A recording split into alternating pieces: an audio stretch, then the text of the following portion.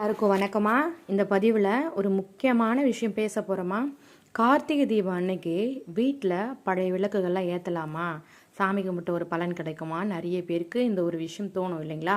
கார்த்திகை தீபம்னாவே கொண்டாட்டம் தான். கார்த்திகைன்றது ரொம்ப முக்கியமான விஷயம். வீட்டுக்கு மகாலட்சுமி வருவாங்க, சிவபெருமான் வருவாங்க, முக்கியமாக ஜோதி வடிவில் அனைத்து தெய்வங்களும் நம்ம வீட்டுக்கு வருவாங்க இல்லைங்களாம்மா.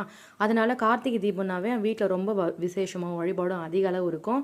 முக்கியமான பிரார்த்தனை செய்கிறவங்க யாராக இருந்தாலும் நிச்சயமாக இந்த கார்த்திகை தீபத்தில் நம்ம மனசார செஞ்சோன்றப்போ நம்ம நினச்ச விஷயம்லாம் நடக்கும் இல்லைங்களா. அந்த வகையில் வீட்டில் பழைய விளக்குகள் வருஷம் வருஷம் ஏற்றுற விளக்குகள்லாம் இருக்கும். அதெல்லாம் வீட்டில் ஏற்றலாமா அப்படின்ற ஒரு டவுட் இருக்கும் சரிங்களா. வீட்டில் பழைய விளக்குகள் இருந்தாலும் நீங்கள் இந்த வருஷம் புது வருஷம் தொடங்கியிருக்கு இல்லையா கார்த்திகையும், அடுத்த வருஷத்தோட புது கார்த்திகை தீபம்ன்றதால கண்டிப்பாக ஒரு 6 விளக்காச்சும் வாங்கணும். கண்டிப்பாக பழைய விளக்கு மட்டுமே ஏற்றக்கூடாது. ஒரு சில புதிய விளக்குகள் 6 எண்ணிக்கையில் வாங்கணுமா. பழைய அகல் விளக்கில் நல்லா தண்ணி கொதிக்க வச்சு கொஞ்சம் சோப்பு நரை போட்டு அதில் சோப்பு போட்டு நல்லா ஊற வச்சு எண்ணெய் பீஸுக்கெல்லாம் எடுத்துகிட்டு கழுவு தேய்ச்சி காய வச்சுக்கோங்க சரிங்களா. புதிய அகல் விளக்கு புதுசாக வாங்கிட்டு வந்து தண்ணி ஃபுல்லாக நிரப்பி ஒரு 4 மணி நேரம் போட்டு வச்சுருங்க. விளக்குகளில் எண்ணெய் ஊற்றுறது இதெல்லாம் எண்ணெய் ஊற்றாமல் உறிஞ்சாமல் ஊற்றுனீங்கன்னா நிறைய எண்ணெய் வந்து உறிஞ்சாது. புதிய விளக்குன்றதால லைட்டாக தேய்ச்சி கழுவிக்கோங்க.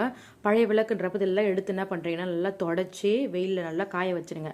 காய வச்சு மஞ்சள் குங்குமம்லாம் வச்சு அலங்காரம் பண்ணிக்கோங்க. திரி போட்டு அந்த திரி போட இடத்துல பொட்டு வைக்கக்கூடாது. நல்ல ஞாபகம் வச்சுக்கோங்க. குங்குமம் சந்தனம் மட்டும் தான் வைக்கணும். இந்த தவறை பண்ணக்கூடாது.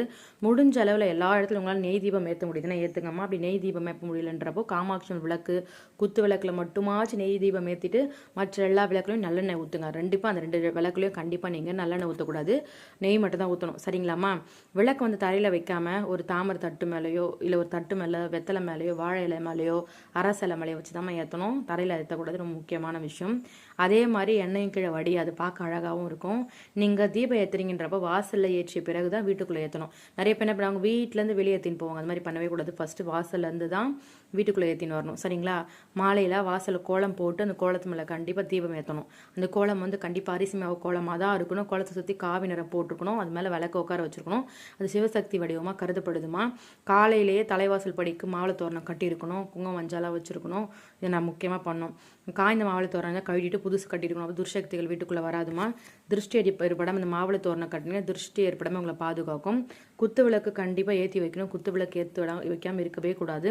கார்த்திகை தீபம் அன்னைக்குமா தீபத்தை அன்னைக்கு சுத்தம் பண்ணக்கூடாது, விளக்கு அன்னைக்கு தேய்க்கக்கூடாது சரிங்களா. முதல் நாளே எல்லாத்தையும் வீட்டில் பண்ணி வச்சுருக்கணும். மாடிப்படிகள் வராண்டா எல்லா இடத்துலையுமே நீங்கள் ஆல்ரெடி வந்து க்ளீன் பண்ணி வச்சு இப்போ ஒரு இடத்துல விளக்கேற்ற போகிறீங்கன்றப்போ ஆல்ரெடி அந்த இடத்துல நல்லா க்ளீனாக வச்சிடணுமா. அதுக்கப்புறம் தான் அந்த இடத்த வந்து நீங்கள் வந்து விளக்கேற்றணும். குப்பையில் அதாவது நம்ம குப்பை அந்த இடம் நல்லாவே இல்லாத மாதிரிலாம் விளக்கேற்றக்கூடாதுமா.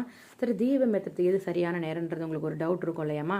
அதே இந்த பதிவில் வந்து தெளிவாக உங்களுக்கு சொல்லி விட்டுறேம்மா. கார்த்திகை தீபம் 2024 டிசம்பர் 13 தொடங்குது இல்லையா. அதாவது கார்த்திகை மாதம் தமிழ் மாதம் 28 தொடங்குது. இந்த நட்சத்திரம் கார்த்திகை நட்சத்திரம் எப்போ தொடங்குதுன்னா காலை 7:30, அதாவது 7:45 தொடங்கிறது சரிங்களா. 13 காலையிலே தொடங்கிறது.